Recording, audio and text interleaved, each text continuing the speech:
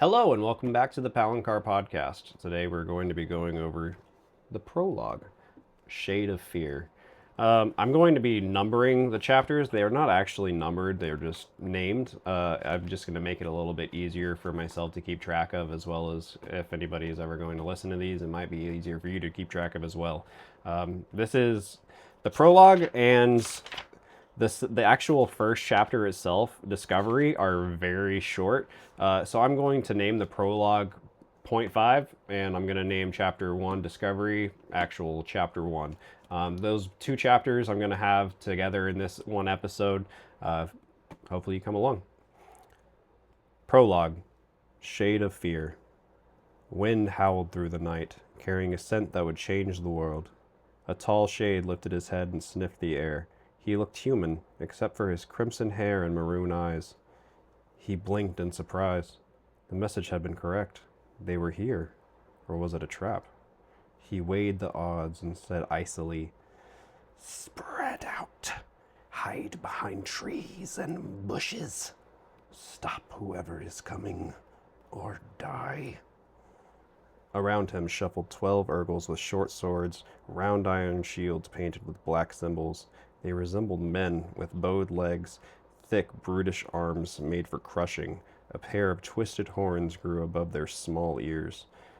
This is something that I wish that the actual movie itself had thrown in there, is that the Urgles were not actual humans. They are creatures. They have horns and bowed legs and look kind of demonic.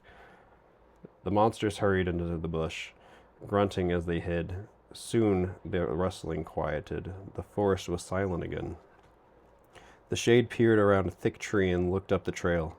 It was too dark for any human to see, but for him the faint moonlight was like sunshine streaming between the trees. Every detail was clear and sharp to his searching gaze. He remained unnaturally quiet, a long pale sword in his hand, a wire-thin scratch carved down the blade. That was put there by Ajihad. We actually find that out later on in the later on in this book, but it's kind of cool that he included that this early in the series. The weapon was thin enough to slip between a pair of ribs, yet stout enough to hack through the hardest armor. The Urgles could not see as well as the shade. They groped like blind beggars, fumbling with their weapons. An owl screeched, cutting through the silence. No one relaxed until the bird flew past. Then the monster shivered in the cold night. One snapped a twig. With his heavy boot, the shade hissed in anger, and the Urgle shrank back motionless. He suppressed his distaste. They smelled like fetid meat, and turned away. They were tools, nothing more. The shade forced back his impatience as minutes became hours. The scent must have wafted far ahead of its owners. He did not let the Urgles get up or warm themselves, and he denied himself those luxuries too. He stayed behind the tree, watching the trail. Another gust of wind rushed through the forest. The smell was stronger this time. Excited, he lifted a thin lip in a snarl. "Get ready," he whispered, his whole body vibrating. The tip of his sword moved in small circles. It had taken many plots and much pain to bring him to this moment. It would not do to lose control now. His eyes brightened under the Urgle's thick brows. The creatures gripping their... not his eyes. Eyes brightened under the Urgle's thick brows, and the creatures gripped their weapons tighter. Ahead of them, the shade heard a clink as something hard struck a loose stone. Faint smudges emerged from the darkness and advanced down the trail. 3 white horses with riders cantered toward the ambush, their heads held high and proud, their coats rippling in the moonlight like liquid silver. And the first horse was an elf with pointed ears and elongated, slanted eyebrows. His build was slim but strong, like a rapier. A powerful bow swung on his back, a sword pressed against his side, opposite a quiver of arrows fetched with swan feathers. The last rider had the same fair face and angled features as the other. He carried a long spear in his right hand, a white dagger at his belt. A helm of extraordinary craftsmanship, wrought with amber and gold, rested on his head. Between these two rode a raven-haired elven lady, who surveyed her surroundings with poise. Framed by long black locks, her deep eyes shone with derived force. Her clothes were unadorned, yet her beauty was undiminished. At her side was a sword, and on her back a long bow with a quiver. She carried in her lap a pouch that she frequently looked at, as if to reassure herself that it was still there. One of the elves spoke quietly, but the shade could not hear what she said. The lady answered with obvious authority, and her guards switched places. The one with the helm took the lead, shifting his spear to a readier grip. They passed the shade's hiding place, and the first few Urgles without suspicion. The shade was already savoring his victory when the wind changed direction and swept towards the elves, heavy with the Urgle's stench. The horses snorted with alarm and tossed their heads. The riders stiffened, eyes flashing from side to side, then wheeled their mounts around and galloped away. The lady's horse surged forward, leaving her guards far behind, forsaking their hiding. The Urgles stood and released a stream of black arrows. The shade jumped out from behind a tree, raised his right hand, and shouted, "Garjla!" which means light. A red bolt flashed from his palm toward the elven lady, illuminating the trees with a bloody light. It struck her steed, and the horse toppled with a high-pitched squeal, plowed into the ground, chest first. She leapt off the animal with inhuman speed, landed lightly, and then glanced back to her guards. The Urgle's deadly arrows quickly brought down the two elves. They fell from their noble horses, blood pooling in the dirt. As the Urgles rushed to the slain elves, the shade screamed, "After her! She is the one I want!" The monsters grunted and rushed down the trail. A cry tore from the elf's lips as she saw her dead companions. She took one step toward them, then cursed her enemies and bounded into the forest. With the Urgles crashing through the trees, the shade climbed a piece of granite that jutted out from above. From his perch, he could see all of the surrounding forest. He raised his hand and uttered, "Istarabotek," and a quarter-mile section of the forest exploded into flames. Grimly, he burned one section after another until it was a ring of fire, a half a league across, around the ambush site. The flames looked like a molten crown resting on the forest. Satisfied, he watched the ring carefully, in case it should falter. The band of fire thickened, contracting the area the Urgles had to search. Suddenly, the shade heard shouts and a coarse scream. Through the trees, he saw three of his charges fall in a pile, mortally wounded. He caught a glimpse of the elf running from the remaining Urgles. She fled toward the craggy piece of granite at a tremendous speed. The shade examined the ground 20 feet below, then jumped and landed nimbly in front of her. She skidded around and sped back to the trail, black Urgle blood dripping from her sword, staining the pouch in her hand. The horned monsters came out of the forest and hemmed her in, blocking the only escape route. Her head whipped around as she tried to find another way. Seeing none, she drew herself up with regal disdain. The shade approached her and raised one hand, allowing himself to enjoy her helplessness. "Get her!" As the Urgles surged forward, the elf pulled open the pouch, reached into it, and then let it drop to the ground. In her hands was a large sapphire stone that reflected the angry light of the fires. She raised it over her head, lips forming frantic words. Desperate, the shade barked, "Garjla!" A ball of red flame sprang from his hand and flew towards the elf, fast as an arrow, but he was too late. A flash of emerald light briefly illuminated the forest, and the stone vanished. Then the red fire smote her, and she collapsed. The shade howled in rage, stalked forward, and flinged his sword at a tree. It passed halfway through the trunk, where it stuck quivering. He shot 9 bolts of energy from his palm, which killed the Urgles instantly, then ripped his sword free and strode to the elf. Prophecies of revenge spoken in a wretched language only he knew rolled from his tongue. He He clenched his thin hands and glared at the sky. The cold stars stared back, unwinking, otherworldly watchers. Disgust curled his lips before he turned back to the unconscious elf. Her beauty, which would have entranced any mortal man, held no charm for him. He confirmed that the stone was gone, then retrieved his horse from its hiding place among the trees. After tying the elf onto his saddle, he mounted the charger and made his way out of the woods. He quenched the fire in his paths, but left the rest to burn.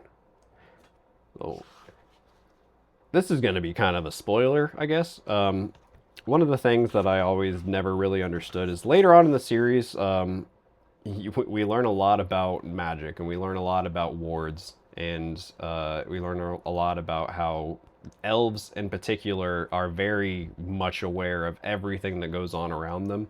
And the only thing that I can really think of that would make sense as to why they didn't sense or know that there was an ambush waiting for them, the only thing that would really make sense to me is that if Durza put a spell on himself and the Urgles to hide their thoughts as well as anything else, because elves have multiple ways of knowing what's going on around them. They can project their consciousness forward and feel if there's anything alive or anything around them that is intending them harm. So the fact that they didn't pick up on this was pretty crazy. All right, and we're going to go on into the actual first chapter, which would be Discovery, and we're going to meet Eragon. Eragon knelt in a bed of trampled reed grass and scanned the tracks with a practiced eye.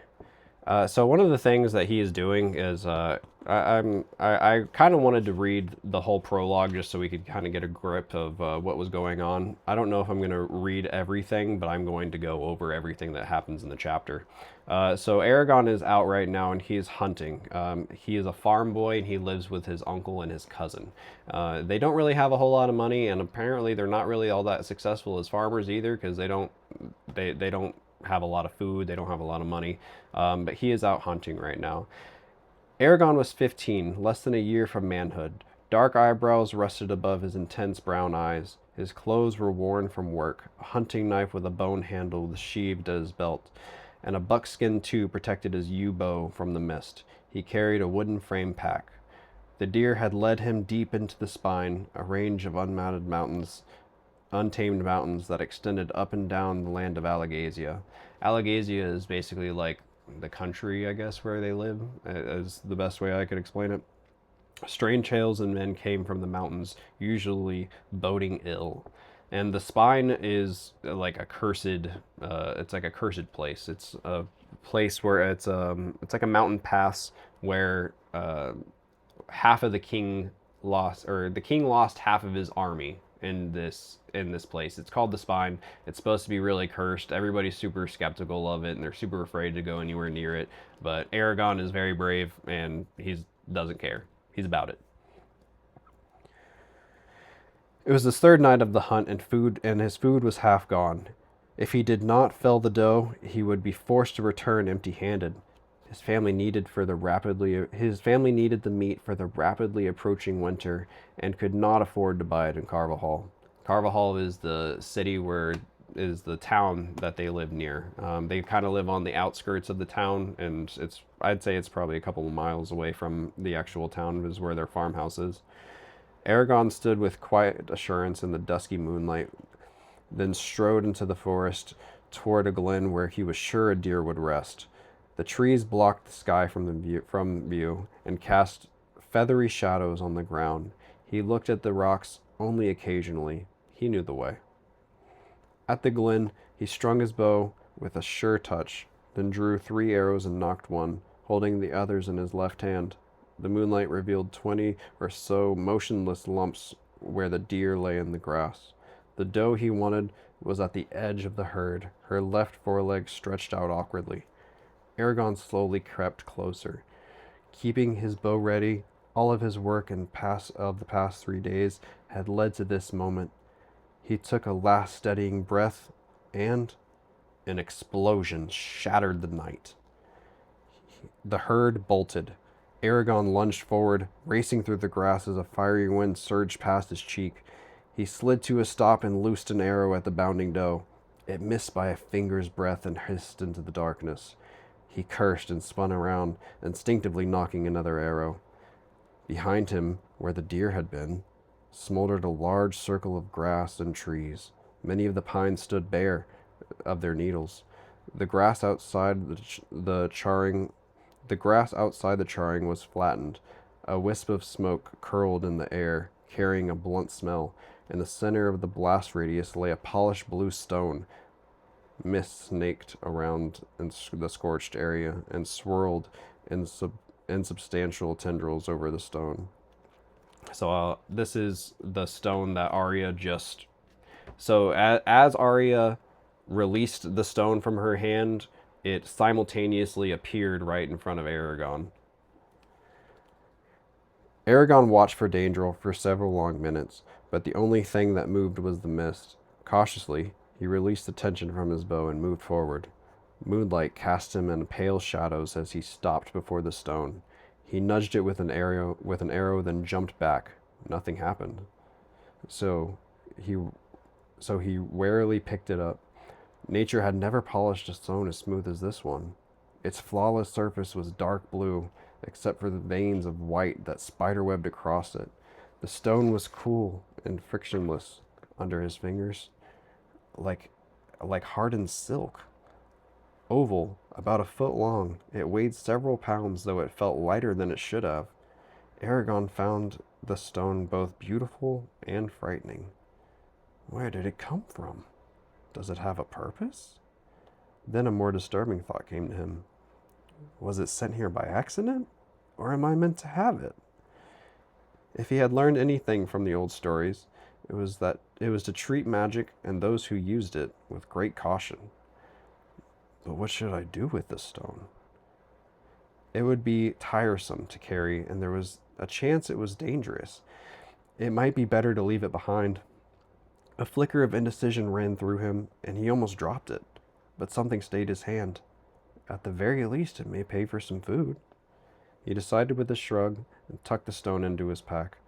The glen was too exposed to make a safe camp, so he slipped back into the forest and spread his bedroll beneath an upturned root of a fallen tree. After a cold dinner of bread and cheese, he wrapped himself in blankets and fell asleep, pondering what had occurred. So he's out hunting for a doe. He's marked this doe. He knows which one he wants to go after. He's going after the doe. As soon as he draws his bow and goes to take this shot, an explosion happens, and right in front of him there is just a smoldering boulder. It looks like a blue marble stone just smoldering in the grass in front of him. He has no idea what it is, no idea where it came from. It scared all of the animals off. And like I said, as soon as Arya released it from her hand, well, her name is Arya, the elf at the beginning of the chapters, her name is Arya. As soon as Arya released it from her hand, it simultaneously appeared right in front of Eragon. So that was the first two chapters. I'm very excited to get into the next one with you guys, and can't wait to see you then. Thank you. Palancar Podcast.